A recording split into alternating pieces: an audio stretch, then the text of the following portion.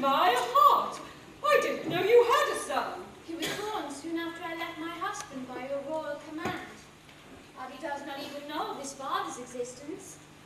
How old is he? 24. 24? No one to look at you would think you had a son of 24. But that's one of the advantages of being immortal. We never grow old. Is he pretty? He's extremely pretty. But he's inclined to be stout. Oh, I see no objection to stoutness. In moderation.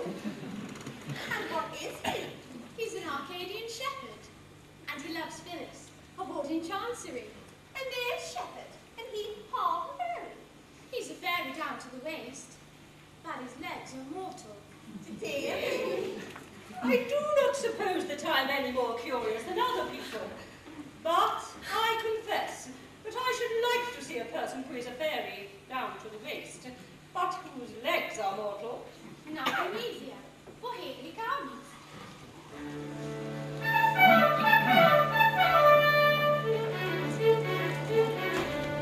Good morrow, good mother. Good mother, good morrow. By some means or other, pray banish your sorrow.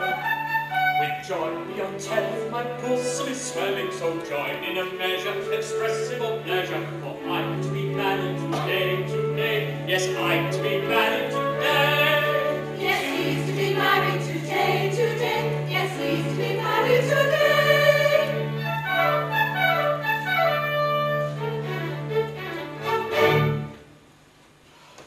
Then the Lord Chancellor has at last given his consent to your marriage with his beautiful ward Phyllis. Not he, indeed. To all my tearful prayers he answers me, the shepherd lad is no fit helpmate for a ward in Chancery. I stood in court, and there I sang him songs of Arcady, with flageolet accompaniments. In vain. Well, at first he seemed amused, and so did the bar, but quickly wearying of my song and pipe, bade me get out. A servile usher then, in crumpled bands and rusty bombazine, led me, still singing, into Chancery Lane. Well, I'll go no more. I'll marry her today, and brave the upshot, be it what it may. Who are these? Oh, Strephon, rejoice with me. My queen has pardoned me. Pardoned you? Mother, this is good news indeed. And these are my beloved sisters. Your sisters? Then they're my aunts. That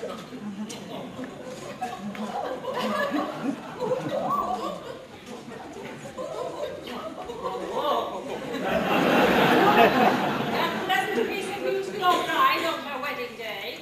Hush! My bride knows nothing of my fairyhood. I dare not tell her, lest it frighten her. She thinks me mortal and prefers me so. Your fairyhood doesn't seem to have done you much good. Much good? My dear aunt, it's the curse of my existence. What's the use in being half a fairy? My body can creep through a keyhole. That's not much use when my legs are left kicking behind. I can make myself invisible down to the waist, but what's the use of that when my legs are left exposed to view? My brain is a fairy brain, but from the waist downwards I'm a gibbering idiot. My upper half is immortal. My lower half grows older every day, and someday or other must die of old age. What's to become of my upper half when I've buried my lower half, I've really no idea. I see your difficulty, but with a fairy brain, you should seek an intellectual sphere of action. Let me see. I've a borough or two at my disposal. Would you like to go into Parliament? A fairy member? That would be delightful. I'm afraid I should do no good there. You see, down to the waist, I'm a Tory of the most determined description. But my legs are a couple of confounded radicals, and on a division, they'd be sure to take me into the wrong lobby. You see, they're 2 to 1, which is a strong working majority. Oh, don't let that distress you. You shall be returned as a liberal conservative, and your legs shall be our peculiar care. I see, your Majesty does not do things by halves. No, We are fairies down to the feet. Very well, attractive stranger. Very well, attractive stranger. Shouldst thou be in doubt or danger, peril or perplexity, call us and we'll come to thee. I call us and we'll come to thee. Dripping hither, nobody knows why. Where must thou be taking wing to another fairy ring? Dripping hither, we must now be taking wing to another fairy ring.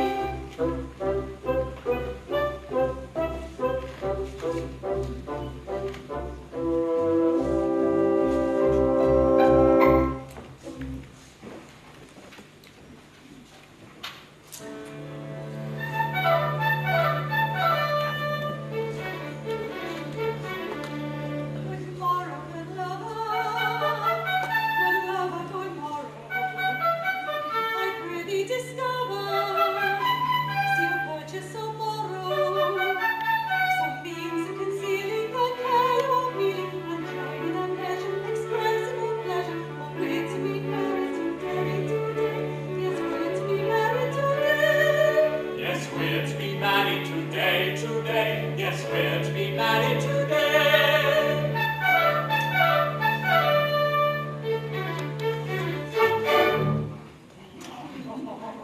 Oh my goodness, and today we're to be made happy forever.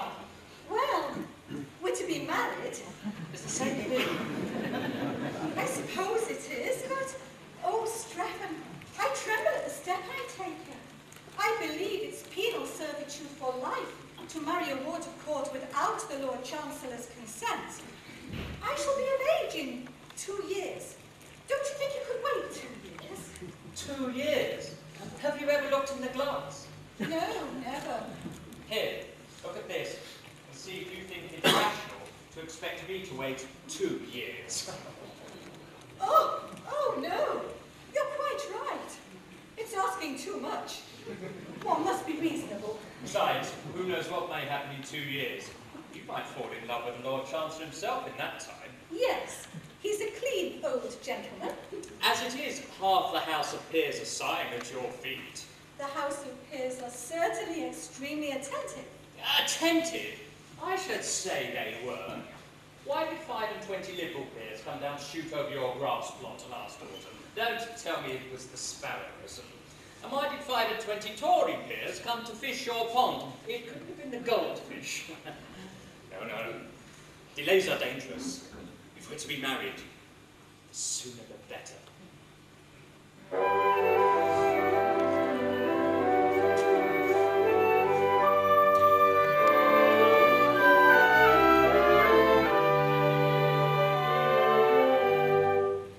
None should part us from each other, in life and death we are to one another.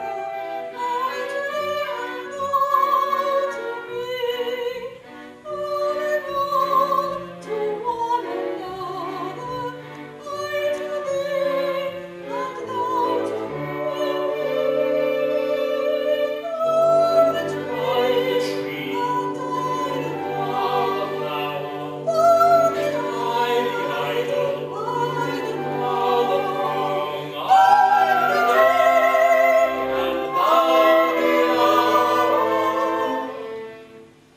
Thou the singer, thou the song.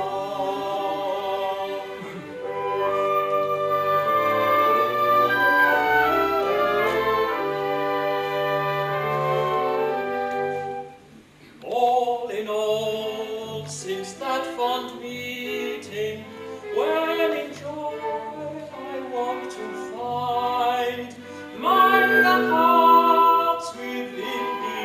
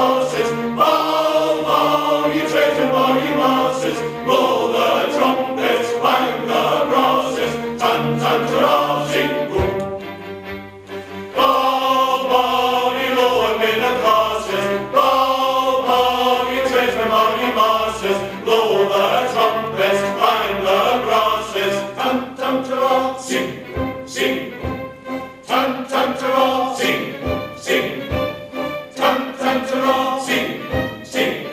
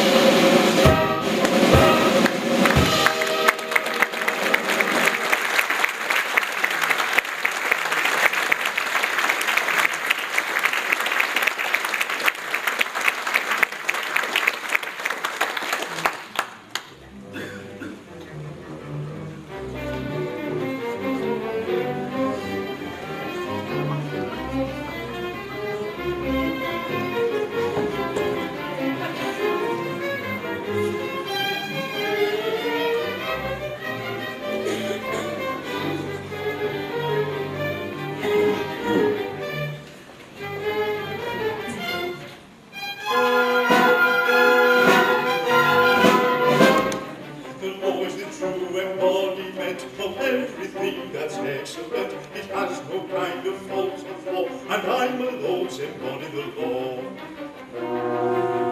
The constitutional guardian I, of pretty young lords in Chancery, all very agreeable girls, and none are over the age of 21. A pleasant occupation law, a man's acceptable chancellor. A pleasant occupation law, a man's acceptable chancellor.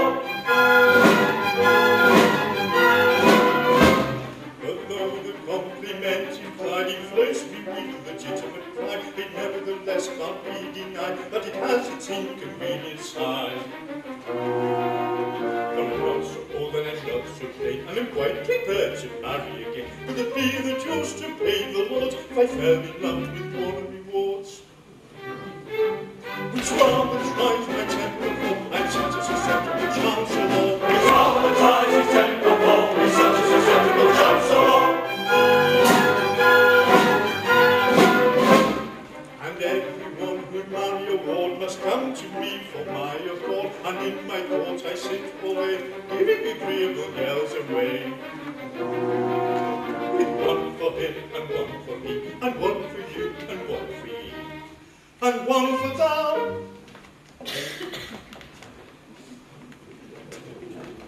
And one for thee. But never, oh never, one for me. Which is exasperating for a highly susceptible chancellor. Which is exasperating for a highly susceptible chancellor.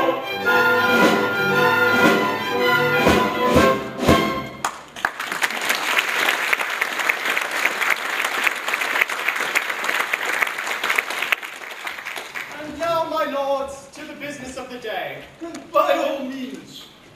Phyllis, who is a ward of course, has so powerfully affected your lordships that you have appealed to me in a body to give her to whichever one of you she may think proper to select. And the noble lord has just gone to her cottage to request her immediate attendance. It would be idle to deny that I myself have the misfortune to be singularly attracted by this young lady. My regard for her is rapidly undermining my constitution. 3 months ago, I was 6'2". I need say no more.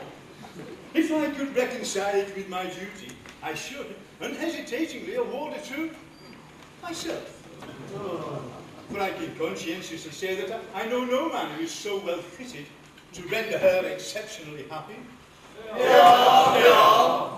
But such an award would be open to misconstruction, and therefore, at whatever personal inconvenience, I waive my claim.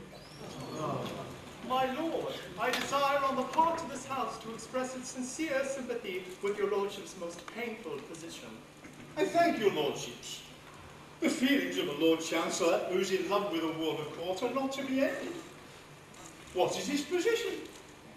Can he give his own consent to his own marriage with his own ward? Can he marry his own ward without his own consent? And if he marries his own ward without his own consent, can he commit himself for contempt of his own cause? And if he commits himself for contempt of his own cause, can he appear by counsel before himself to move for arrest of his own judgments? Ah, my lords, this is indeed painful to have to sit upon a woolsack which is stuffed with such thorns as these. My lords, I have much pleasure in announcing that I have succeeded in inducing the young person to present herself at the bar of this house.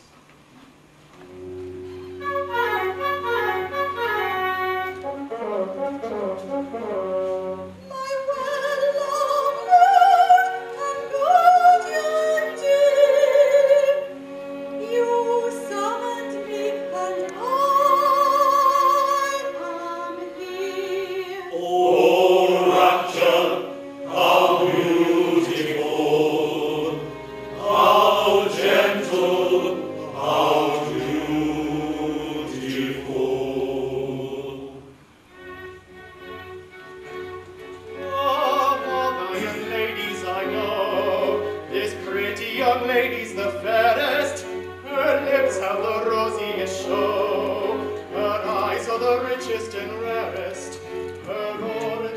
slowly, it's true, but of birth and position I've plenty. I've grammar and spelling for 2, and blood and behavior for 20.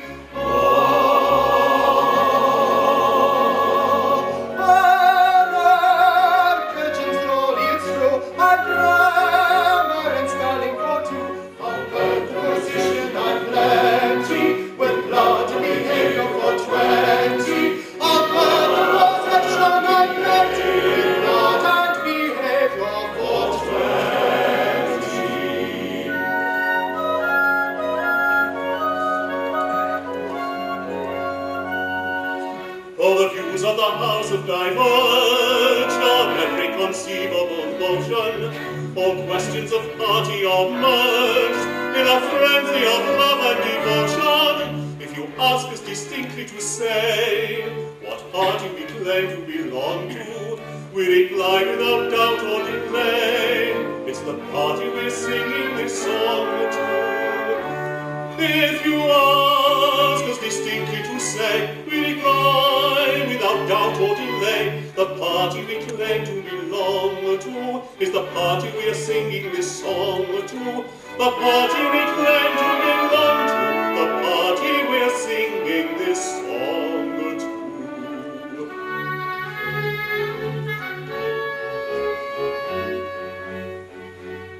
I'm very much pained to refuse, but I'll stick to my pipes and my tables.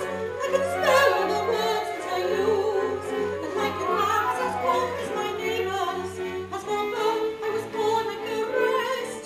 My behavior is rustic but hearty, and I know what to turn for the best when I want a particular party.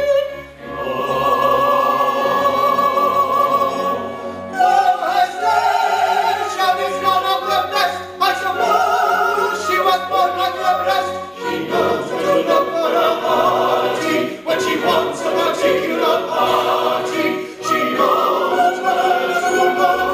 Whenever I walk for the party,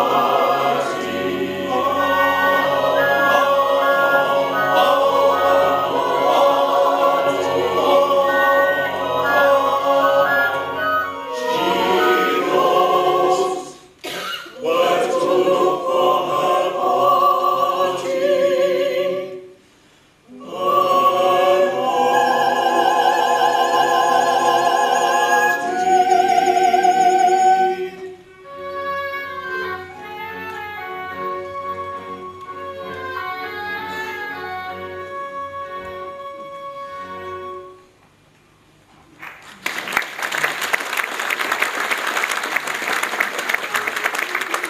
Not be bound in lowly quarter, lowly's virgin bound.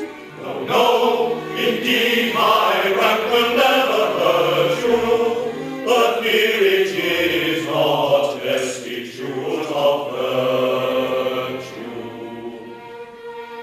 Spare not the nobly born with love affected, nor treat with virtuous scorn the well connected. High rank involves no shame, we boast an equal claim with him of humble name to be respected. But when virtuous love is sought, thy power is naught, though dating from the flood blue blood, blue blood. When virtuous love is sought, my power is not, originating from the flood of blood. Spare us the bitter pains of stern denials, nor with low-born disdain augment our trials. Hearts just as pure and fair may beat in Belgrave Square as in the lowly air of Seven Dials. Blue blood, of what availeth thou to serve us now, though dating from the flood, blue blood, blue blood. Of what availeth thou to serve us now, though dating from the flood blood?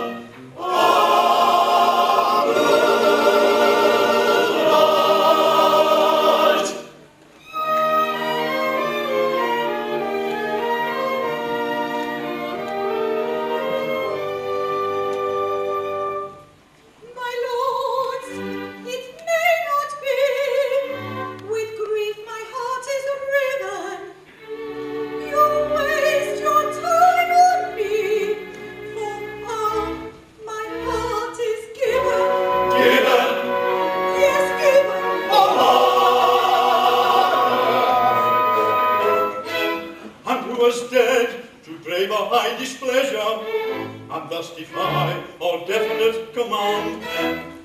'Tis I, young Strephon, mine this priceless treasure.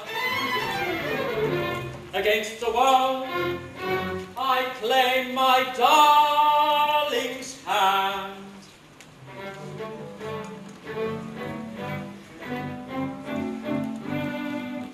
A shepherd I, of Arcady,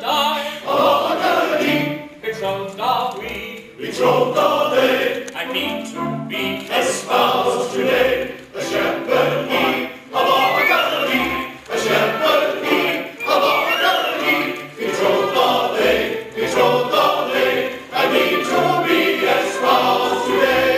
Nathan's blood, once and stab a dagger, knowing momentarily stagger, in each heart, proud to be innately, let's depart, dignified and stately, let's depart, dignified and stately, dignified and stately, dignified and stately, dignified and stately, dignified and stately, dignified and stately.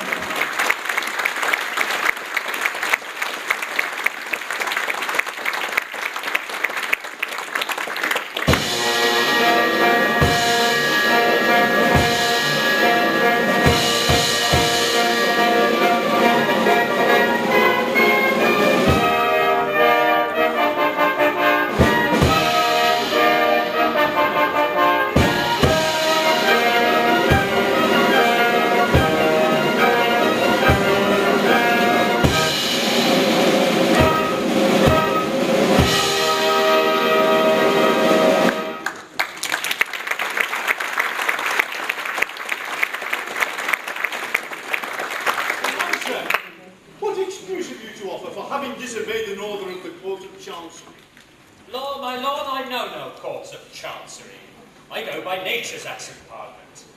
The bees, the seas, the breeze, the gales, the vales, the rooks, the brooks, the fountains, and the mountains cry, you love this maiden, take her, we command you. 'Tis written in heaven, by the bright barbed dart which leaps forth into lurid light from each grim thundercloud. The very rain pours forth her sand and sodden sympathy. When chorus to nature bids me take my love, am I to say nay, but certain Lord Chancellor forbids it? Yes. Sire, you are England's Lord High Chancellor. But are you Chancellor of the birds and the trees, King of the winds, Prince of thunder clouds? No. It's a nice point. I don't think I've ever met it before. But my difficulty is that at present there is no evidence before the court that chorus nature has interested herself in the matter. No evidence. You have my word for it. I tell you, she bade me take my love. Ah, but my good sir, you mustn't tell us what she told you. It's not evidence. Now, an affidavit from a thunderstorm, or a few words on oath from a heavy shower, would meet with all the attention they deserve. Have you the heart to apply these prosaic rules of evidence to a case which bubbles over with poetical emotion? Distinctly. I've always kept my duty strictly before my eyes. And it is to that duty that I owe my advancement to my present distinguished position.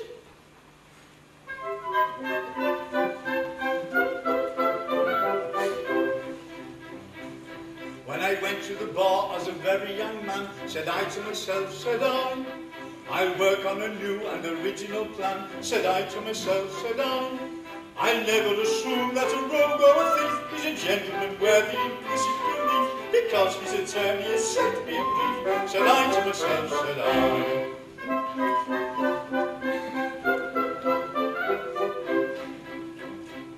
Ere I go into court, I will read my brief through, said I to myself, said I. And I never take work I'm unable to do, said I to myself, said I. My learned profession I'll never disgrace by taking a fee with a grin on my face when I haven't been there to attend to the case, said I to myself, said I.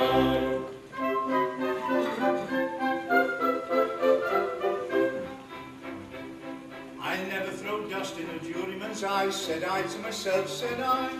Or hurrying a judge who is not otherwise, said I to myself, said I. Or assume that the witness is summoned in force, in Exchequer Queen's Bench, come and please on the force, and perjure themselves as a matter of course, said I to myself, said I.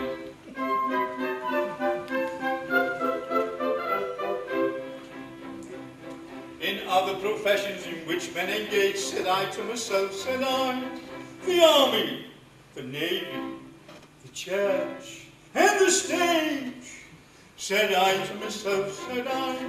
Professional license if carried too far, no chance of promotion will certain the bar, and I fancy the rule might apply to the bar, said I to myself, said I.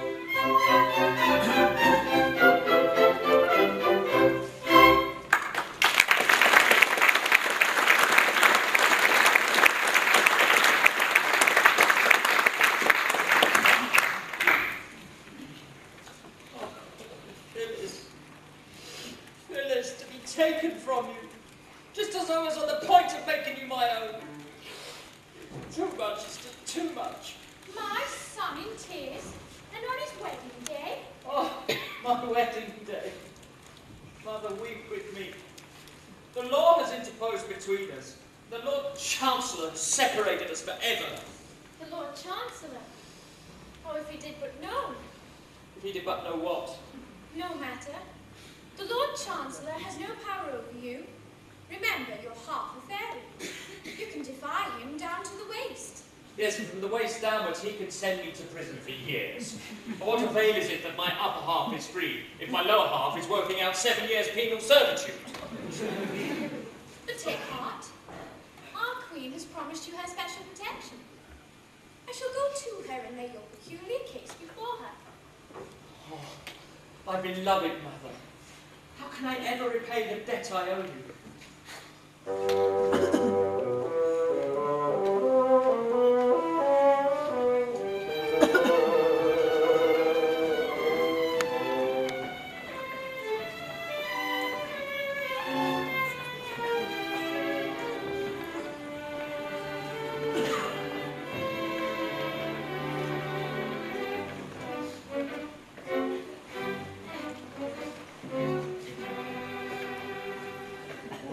Darkly looms the day, and all is dull and grey, to chase the gloom away on thee I'll call.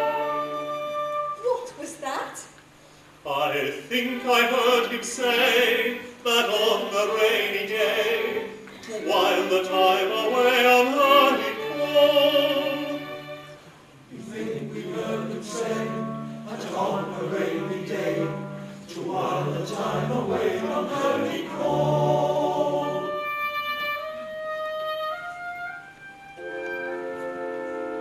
When tempest wreck thy bark, and all is drear and dark, if thou should need an ark, I'll give thee one.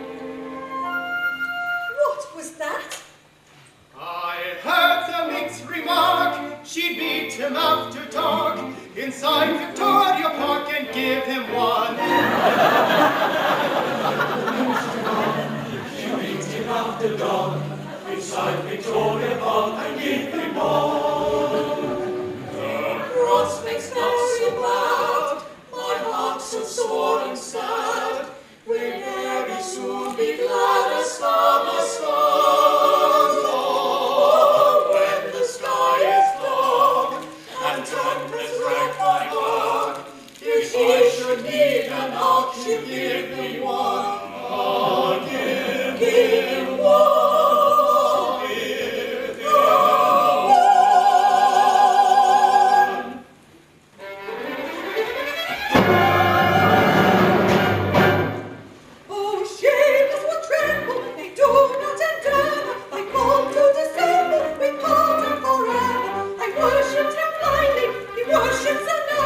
Attend to me kindly, this lady's my mother.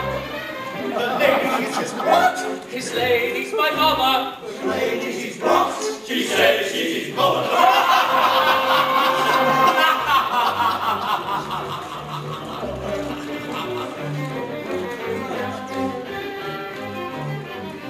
What means this man unseemly that shakes the listening air? The joke is good extremely and justifies our mirth. This gentleman is seen with a maid sentee, a taking of his dolce fariente. And what does he achieve? For he asks to relieve. She's his mother and he's nearly 25. Recollect yourself, I pray, and be careful what you say, as the ancient Romans said, Iolanthe. For I really do not see how so young a girl could be the mother of a man of 25. My lord, of evidence I have no doubt.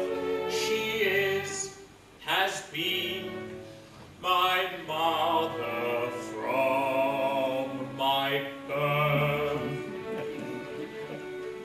In babyhood upon her lap I lay with infant food. She moistened at my clay. Had she withheld that supper she supplied, by hunger quelled your Strephon might have died. Had that refreshment been denied, indeed our Strephon might have died. Had that refreshment been denied, indeed our Strephon might have died. But as she's not his mother, it appears, why weep these what unnecessary tears?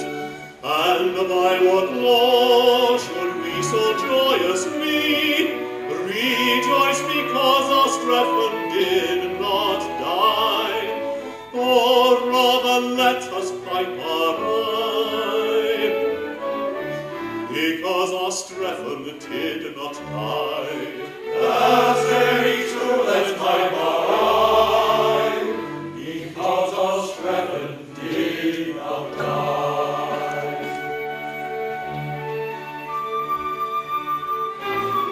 The church is one, however we must part.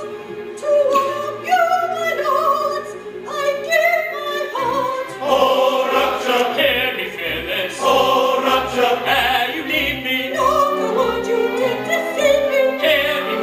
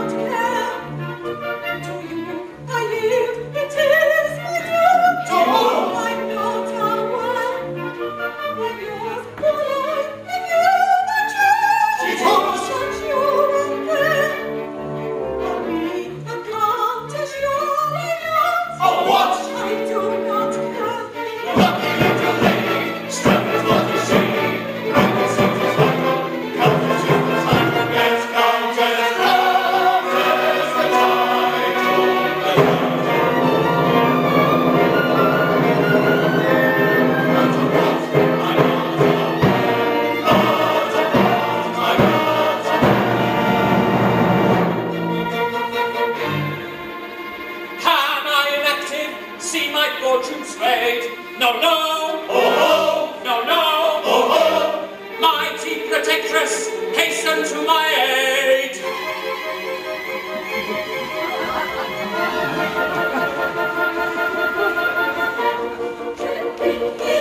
Tripping hither, nobody knows why you're with her. Why you want us, we don't know, but you softened us and so enter all the letter members to their usual tripping pleasure. To oblige you, all our carers, tell us, pray, what is your pleasure?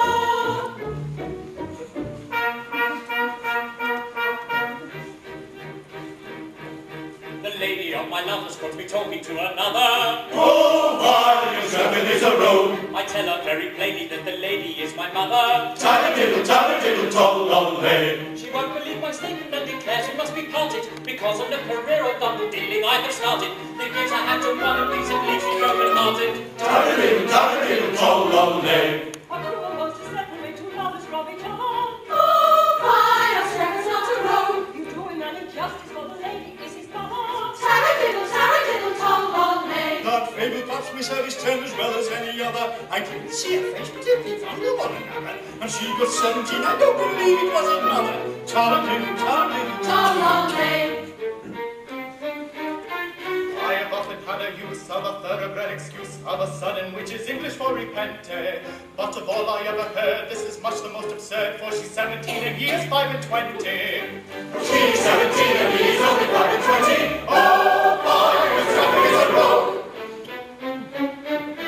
Now listen, pray to me, for this paradox could be carried nobody at all contradicente.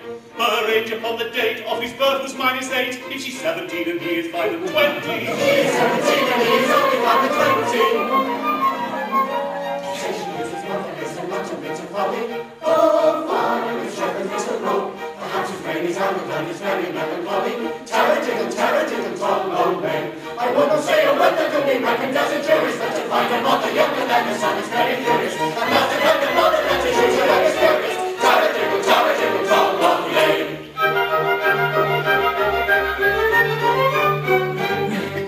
Go away, madam, I should say, madam, you display, madam, shocking taste. It is rude, madam, to intrude, madam, with your cute, madam, pleasant face. You come here, madam, interfere, madam, with a peer, madam, I am one. You're aware, madam, what you dare, madam, chicken air, madam, and be gone. Let us say, madam, let us say, madam, let us play, madam, shocking taste. It is rude, madam, to allude, madam, to your rude, madam, brazen face. With a prayer, madam, any prayer, madam, for your dear, madam, this is what. They will stare, madam, where, madam, what you dare, madam, when they go. Here it lies, these pure immortals, by the Lord from fairy portals, all the most terrific thunders in my armory of wonders. Sure they launch terrific wonders, who would dare be mad and wonders? Go away, madam, I should say, madam, you stay, madam, shocking taste. It is rude, madam, to allude, madam, to your birth, madam, brazen face. You're here, madam, you're here, madam, you're here, madam, I am one. You're aware, madam, what you dare, madam, what you dare, madam, what you dare, madam, I'm be gone. You're aware, what you dare, so take it from me.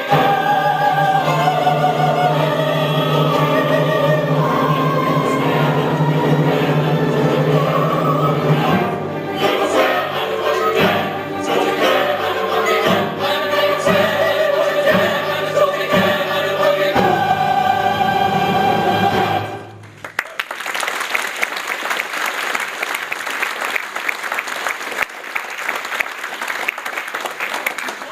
So unwary, it's highly necessary. Your tongue to teach, respectful speech, your attitude to vary, your body not so airy, your manner arbitrary, are out of place when face to face with an influential fairy. Never knew we were talking to an influential fairy. A plague on this vagary, I'm in a nice quandary of hasty tone with days unknown. I ought to be more chary. It seems that she's a fairy from Anderson's library, and I took her for the proprietor of a ladies' seminary. We took her for the proprietor of a ladies' seminary. Thank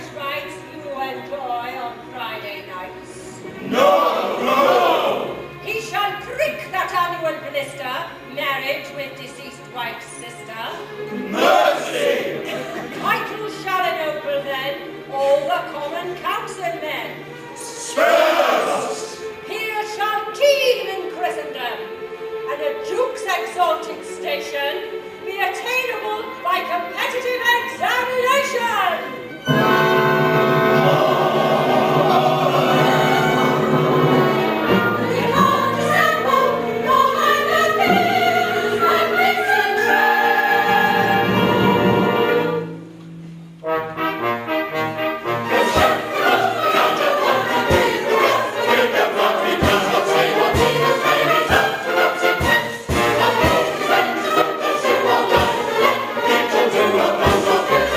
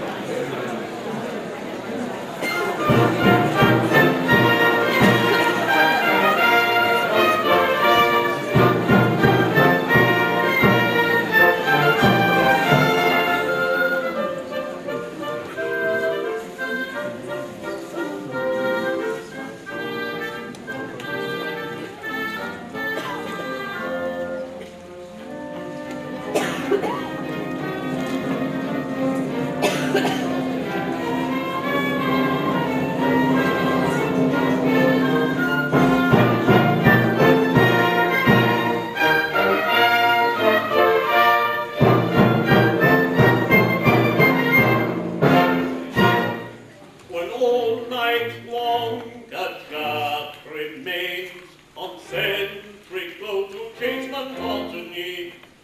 He exercises on his brains, that is, assuming that he's got any. No never nurtured in the lamp on the tree retired on his own. I am an intellectual chap and think of things that would astonish you. I often think it's comical, la-la-la, la-la-la, that nature always does contrive, la-la-la, that every boy and every girl that's born into the world alive is either a little liberal or else a little conservative. La-la-la, la-la-la, it's either a little liberal or else a little conservative. La-la-la.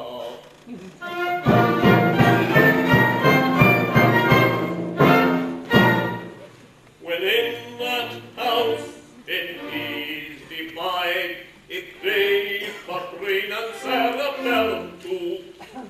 They got to leave that brain outside and vote just as their leaders tell them to.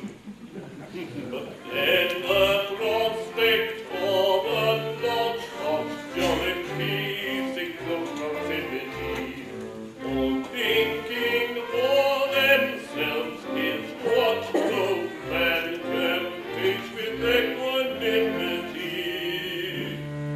Then let's rejoice with loud halal, halal, halal.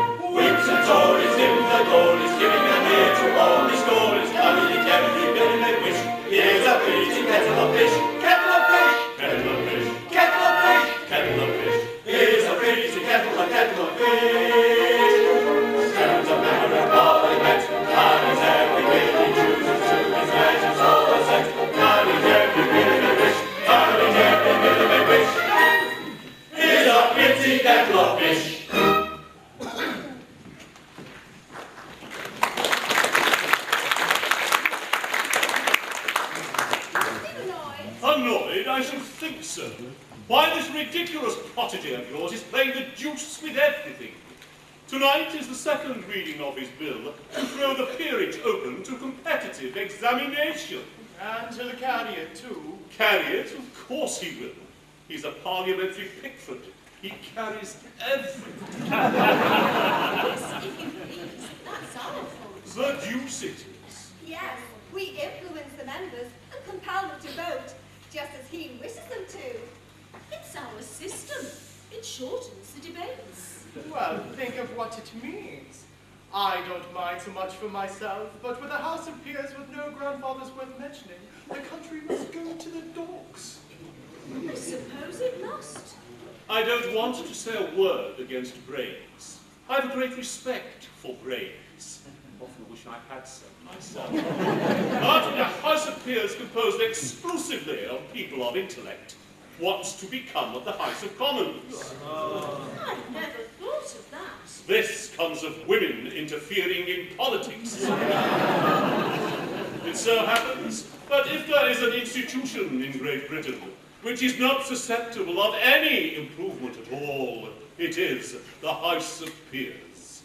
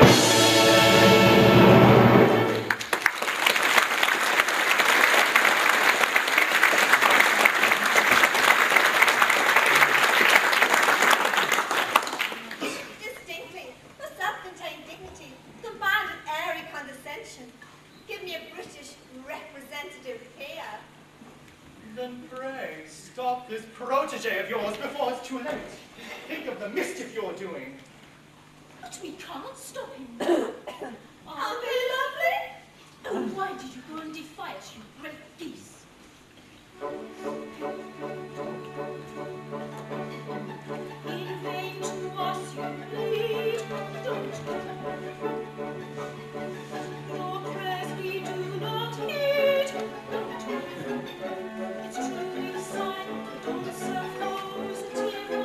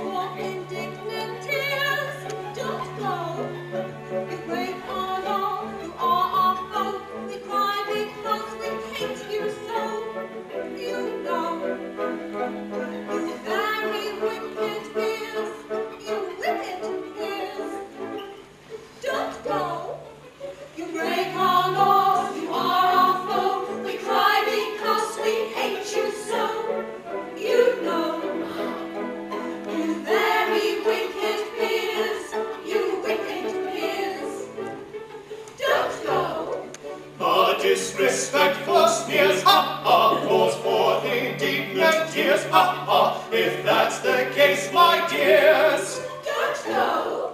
We'll go.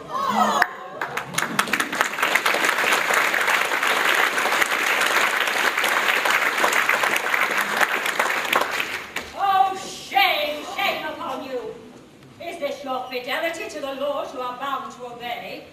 Know ye not that it is death to marry a mortal? Yes, but it's not death to wish to marry a mortal. If it were, you'd have to execute all of us. Oh, this is weakness, subdue it! Oh, we know it's weakness, but the weakness is so strong. We're not all as tough as you are. Tough?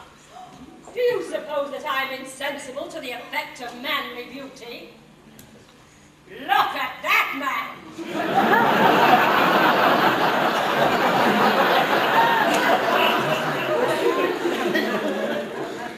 A perfect picture. Who are you, sir? Private Willis, B Company, First Grenadier Guards, sir! Mom, Mom. you're a very fine fellow, sir. Generally admired. I can quite understand it. Now, here is a man whose physical attributes are simply godlike.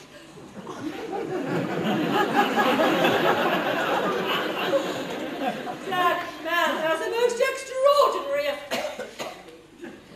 If I yielded to a natural impulse, I should fall down and worship that man. But I mortify this inclination, I wrestle with it, and it lies beneath my feet. That is how I treat my regard for that man.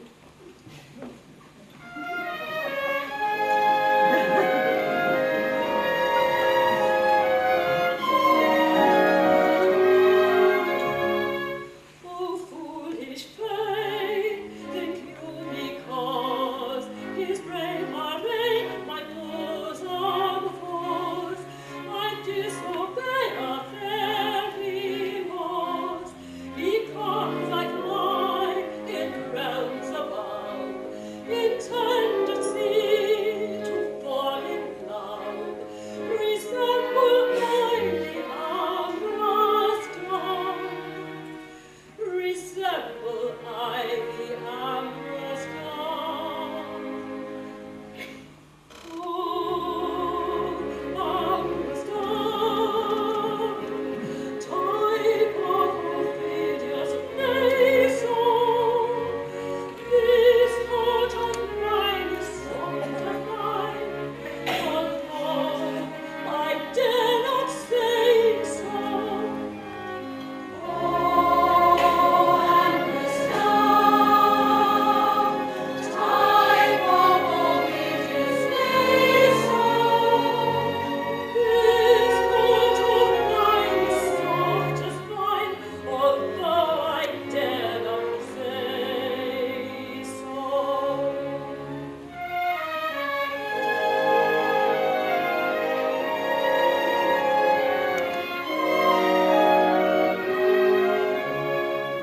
On fire that glows with heat intense, my tongue beholds a common sense, and out it goes at small expense.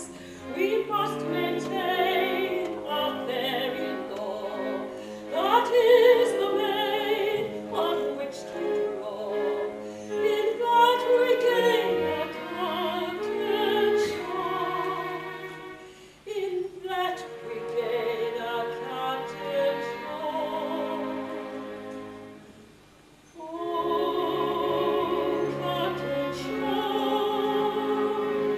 type of true love yet undone, could my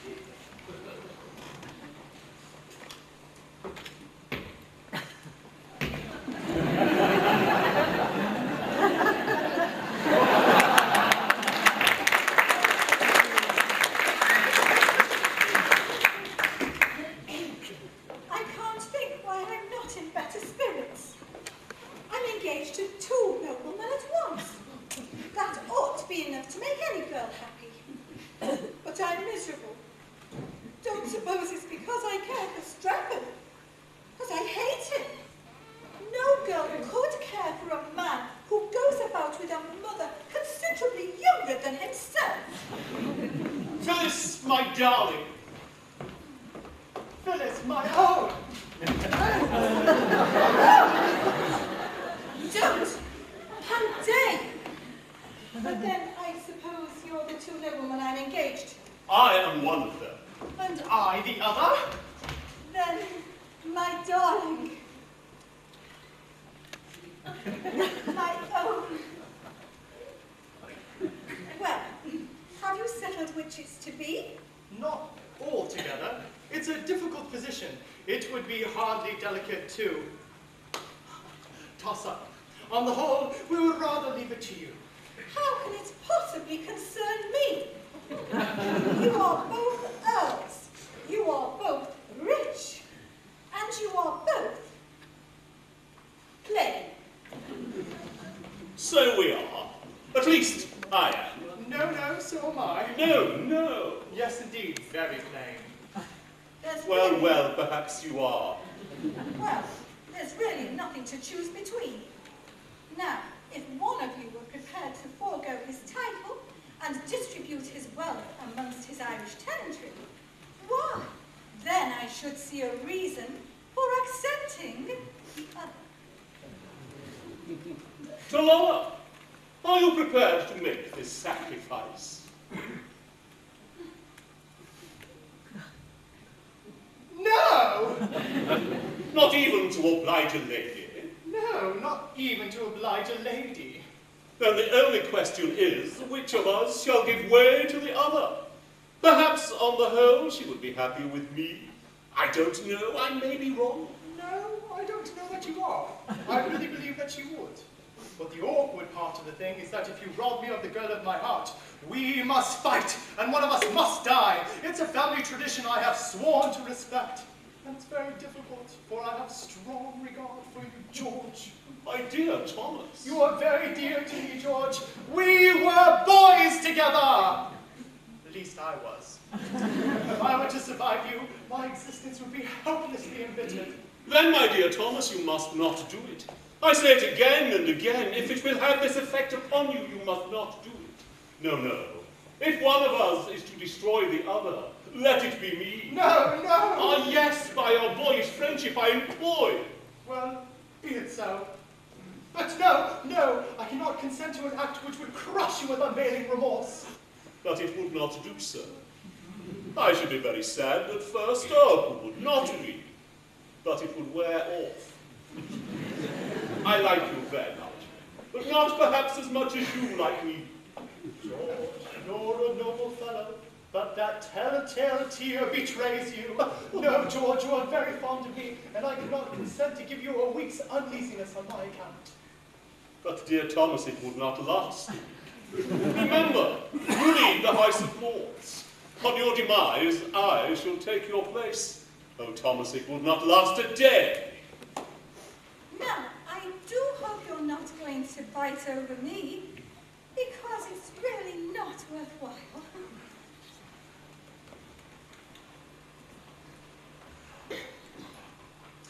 Well, I don't believe it is. Nora, the sacred ties of friendship are paramount.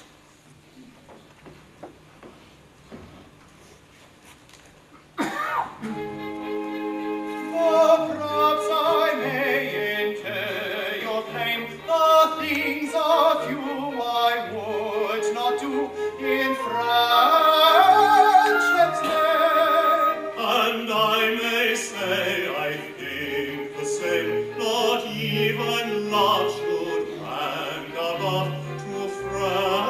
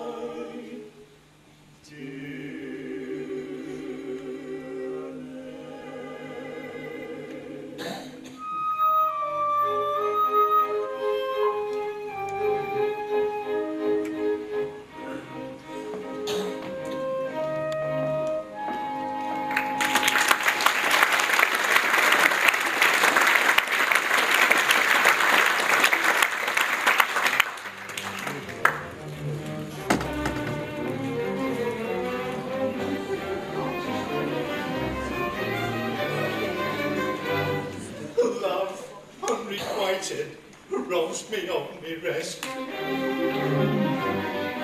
Love, hopeless love, my ardent soul encumbers.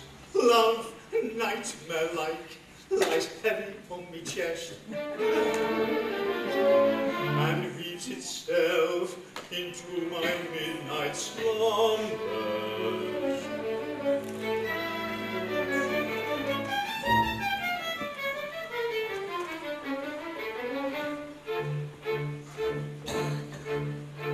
When you're lying awake with a dismal headache and reposes to bring by anxiety, I can see you may use any language you choose to indulge in without impropriety. For your brain is on fire, the bedclothes inspire, or usual slumber to plunder you. First the counterpane goes and uncovers your toes, and the sheets looking only from under you. Then the blanketing tickles, you feel like it's tickles so terribly sharp is the pricking. And you're hot and you're cross and you tumble and talk till there's nothing to excuse and the ticking. Then the bed goes all clean to the ground, and in heap and you pick them all up in a tangle. Next your pillow resigns and politely declines to remain at its usual angle. When you get some repose in the form of a doze with hot eyeballs and head ever aching, and your slumbering secrets, it's horrible dream that you very much better be waking. For you dream you're crossing the channel and tossing about in a steamer from Harwich, which is something between a large bathing machine and a very small second-class carriage. And you're giving a treat penny icicle deep to a party of friends and relations that are wrapped in the score and they all came on more so squares out getting to the stations. And bound on that journey you find your return, you started that morning from Devon. He's a bit on the slides and you don't feel surprised when he tells you he's only 11. When you're driving like mad with this singular lad by the ship's now a four-wheeler, and you're playing round games when he calls you bad names when you tell him the tires make the dealer. But this you can't stand, so you throw up your hand and you find you're as cold as an icicle in your shirt and your socks flashing and go because he's always playing on a bicycle. And here the crew were on bicycles too, is there somehow or other in questioning, and he's telling the trolls all the particular laws of the company's easy to investing. It's a scheme of devices to get up the price, all those who copies into cables, which tickled the sailors by treating retailers as though they were all at the tables. We're getting a statement to come to school children first take off his boots with a blue tree, and he's let him take root and his fingers will shoot and they blossom and bud like a fruit tree. From the green glossy tree you get grapes and pea, cauliflower, pineapple and cranberries, while the pasty fruit from jelly planting the grounds have the positively goals and bunburies. The stars are a penny and never so many are taken by long out of bed. And just as a few and a lot of tissue, you awake with a shout of despair. You're raving and red with a cake in your neck and no one near small for your head from the floor, and you bleeding some pins in the sausage and the flush of the clip in your electricity, and you can't be torn in the fire, you know, so far from his mind in the fever this time. A flush of some tense in the general state that you haven't been sleeping in clover. But the darkness is past, and it's daylight at last, and the night is blue, there's a bit of man's war. And thank goodness they're both of them over.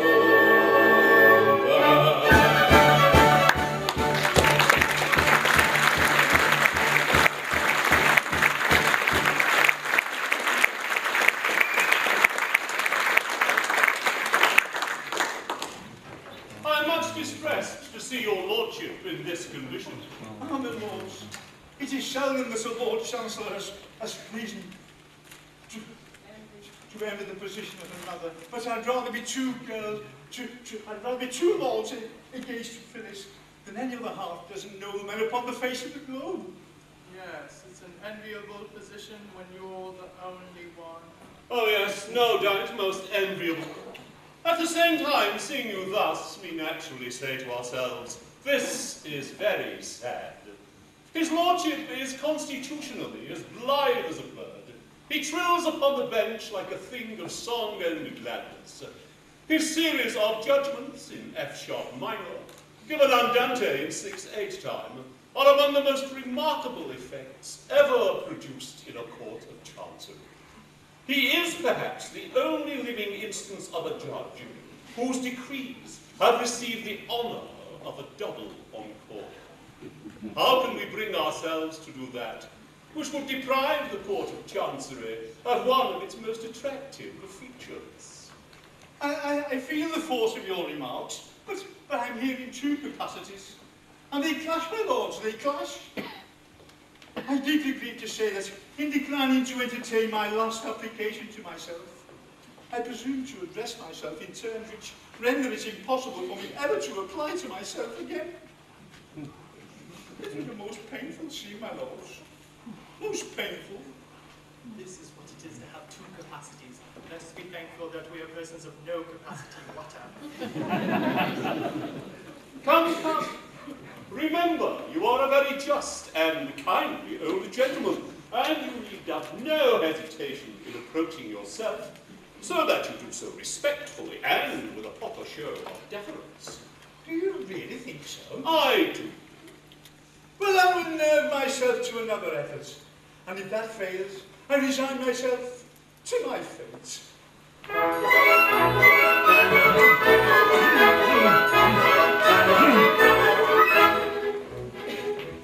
If you go in, you're sure to win. Yours will be the charming maiden. Be your law, the ancient saw. Fate that never won for a lady. Never, never, never fate that never won fair lady. Every journey has an end. When at the worst affairs will mend. Dark the dawn when day is nigh. Hustle your horse and don't say die.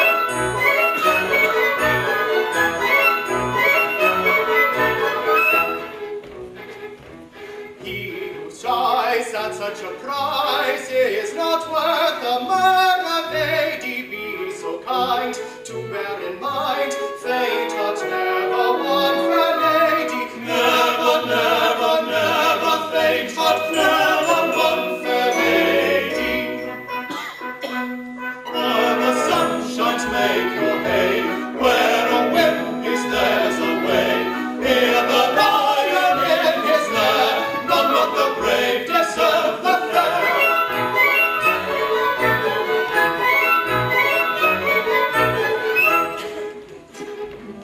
I'll take arms and make a start, though I fear the prospect shady. Much I'd spend to gain my end. Fate or never won fair lady. Never, never, never fate had never won fair lady. Nothing venture, nothing win. Blood is thick, but water's thin. In for a penny, in for a pound. It's love that makes the world go round. Nothing venture, nothing win. Blood is thick, but water's thin. In for a penny, in for a pound. It's love that makes the world go round.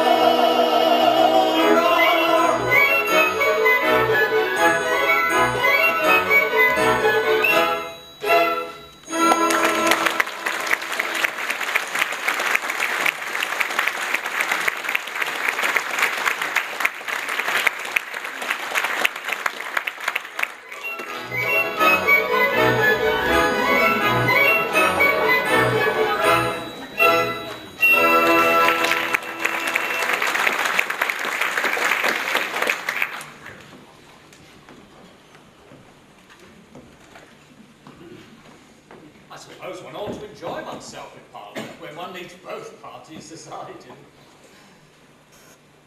I'm miserable. Poor broken-hearted fool that I am. Oh, Phyllis. Oh, Phyllis. Yes? Oh, Phyllis. Or should I say, my lady. I've not yet been informed which title your ladyship is pleased to select. Well, I haven't quite decided. You see, I have no mother to advise me. No, I have. Yes, a young mother. Oh, not very. A couple of centuries or so. She wears well. Well, she won't. She's a fairy. I beg your pardon, she's a what? Oh, I've no reason to conceal the fact anymore. She's a fairy. Well, that would account for a good many things.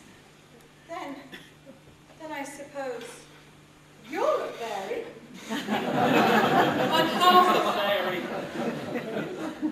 Which half? The upper half, down to the waistcoat.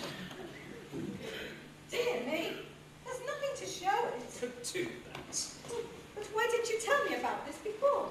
I thought you'd take a dislike to me. But as it's all off, you may as well know the truth. I'm only half a mortal. Oh, but I'd rather have half a mortal I do love than half a dozen I don't. No, I think not. You go to your half a dozen. It's only two, and I hate them. Please forgive me. And I don't think I ought to. Besides, all sorts of difficulties will arise. You see, my grandmother looks quite as young as my mother. So do all my aunts. Right, I quite understand. Whenever I see you kissing a very young lady, I shall know it's an elderly relative. You will? Then I think we should be very happy together.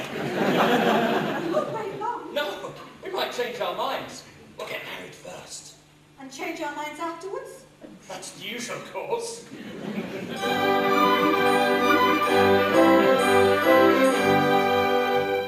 If we're weak enough to tarry ere we marry, you and I, of the feelings I inspire, you may tire by a fire. For cares of flaring off the spreads their offers, that is why I am sure we should not tarry ere we marry, you and I. If we're weak enough to tarry ere we marry, you and I, with the more attractive maiden, you a maiden, if by chance we should be parted, broken-hearted, I should die.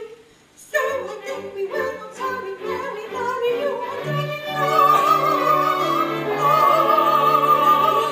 If we're weak enough to tarry ere we marry, you and I, of the feelings I inspire, you may tire by and by. Of the feelings I inspire, you may tire by and by. If we're weak enough to tarry ere we marry, you and I, of the feelings I inspire, you may tire by and by. So we will tarry ere we marry, you and I, you and I, you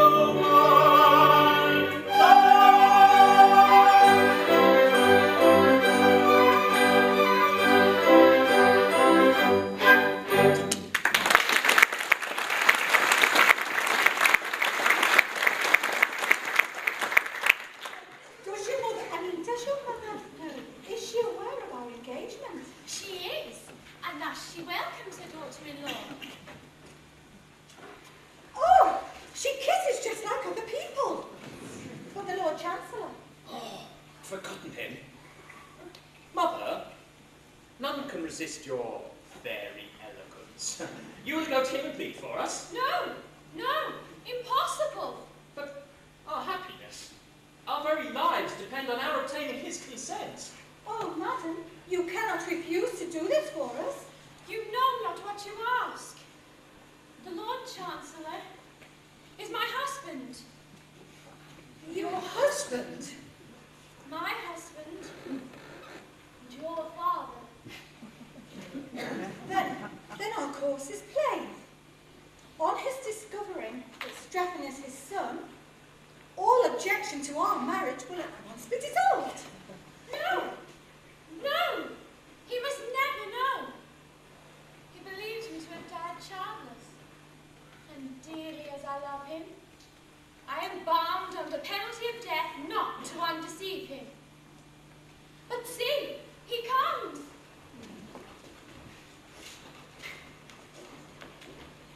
Victory! Victory! Success has crowned my efforts, and I may consider myself engaged to Phyllis. At first, I wouldn't hear of it. It was out of the question. And I took heart. I pointed out to myself that I was no stranger to myself. That in point of fact, I'd been personally acquainted with myself since I was a baby. This was a great point game. I admitted I'd watched my professional advancement with considerable interest. And I handsomely added that I yielded to no one in admiration for my private and professional virtues. This was a great point game. I then endeavoured to work upon my feelings. Conceive my joy when I distinctly perceived a tear glistening in my own eye. Eventually, after a severe struggle with myself, I reluctantly, most reluctantly, consented.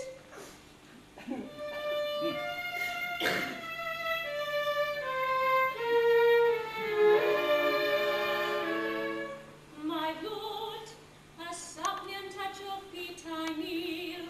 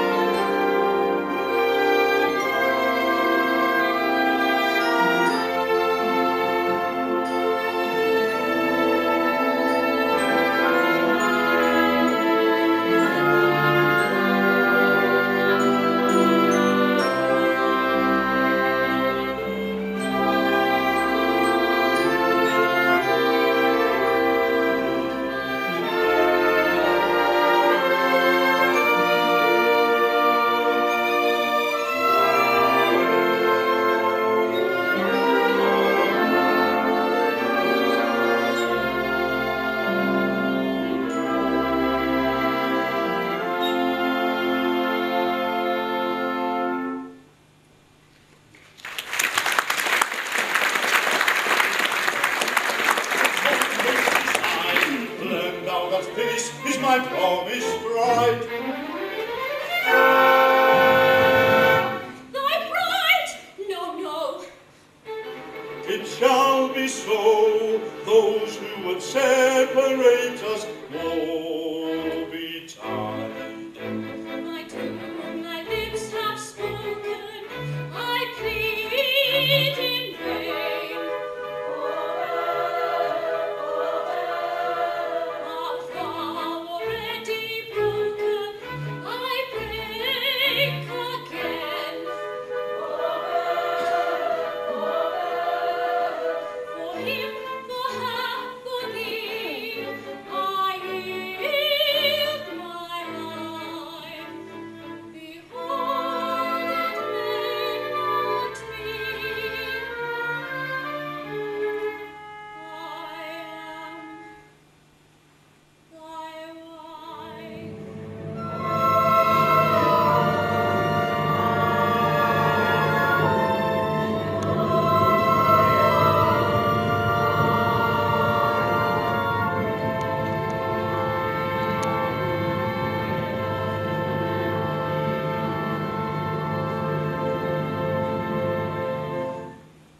Iolanthe, thou livest. I live. Now let me die.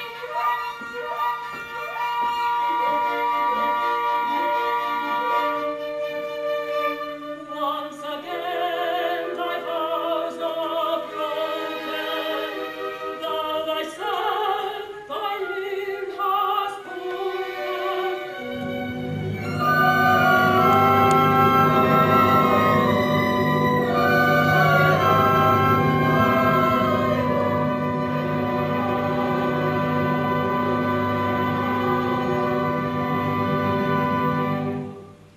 bow thy head to destiny. Death thy doom, and thou shalt die.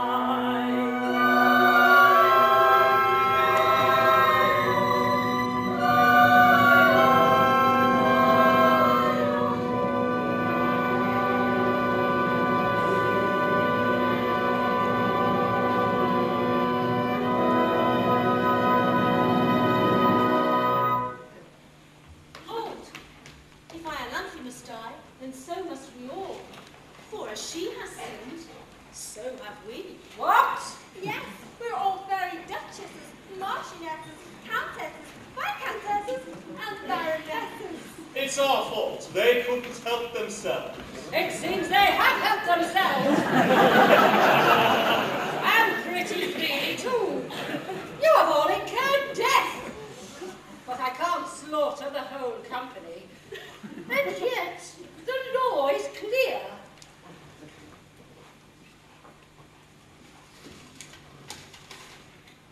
Every fairy must die who marries a mortal. Allow me as an old equity draftsman to make a suggestion. The thing is really quite simple. The insertion of a single word will do it. Let it stand that every fairy shall die who don't marry a mortal. And then what? Out of your difficulty at once. We like your humour.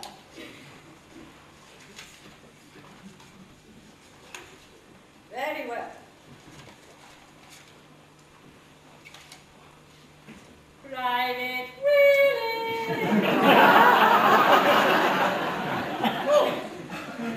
In order to save my life, it is necessary that I marry at once. How would you like to be a fairy guardsman?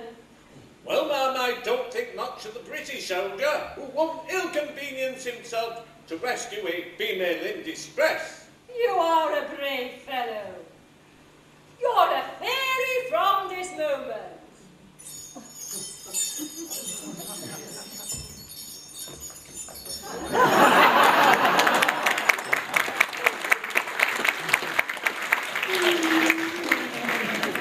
And you, my lords, how say you? Will you join our ranks? Well, now that the House of Peers is to be recruited solely from persons of intelligence, I don't see what use we are down here, do you, Talon? None whatever. Good, then away we go to fairyland.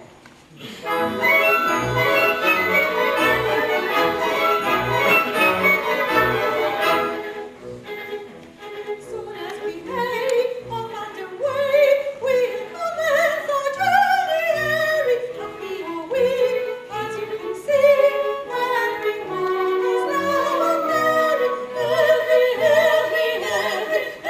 Everyone is now a merry. There's a gentle moving on to sing love to everyone. Make up your mind, let it ring. If it's a ball to every string. There's a gentle moving on to sing love to everyone. Make up your mind, let it ring. If it's a ball to every string.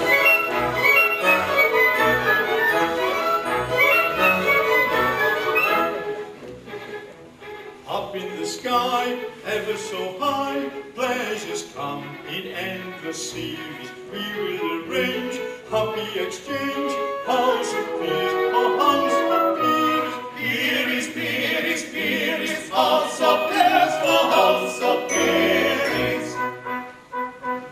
Up in the air, sky high, free from wars and chimes to ride. Here I'll be sure to have your bar. He's such a susceptible chancellor. Up in the air, sky high.